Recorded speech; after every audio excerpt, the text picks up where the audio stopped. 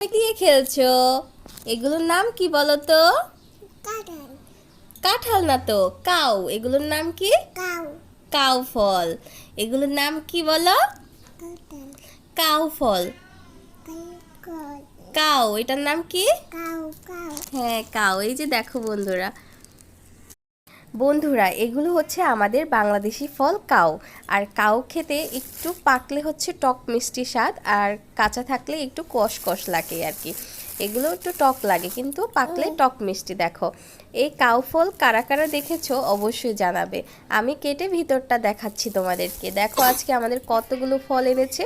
আমাদের বাংলাদেশি ফল কিন্তু অনেক সুন্দর, তাই না মাম্মা? সে অনেক খুশি ফলগুলো পেয়ে। তাকে প্রথমবারের মতো একটু টেস্ট করিয়ে দেখি কেমন লাগে তার। এটা খাও তো দেখি। এই দেখো, টেস্ট করো, টেস্ট করো। হ্যাঁ, তুমি ওটা টেস্ট করো, খাও। টেস্টি?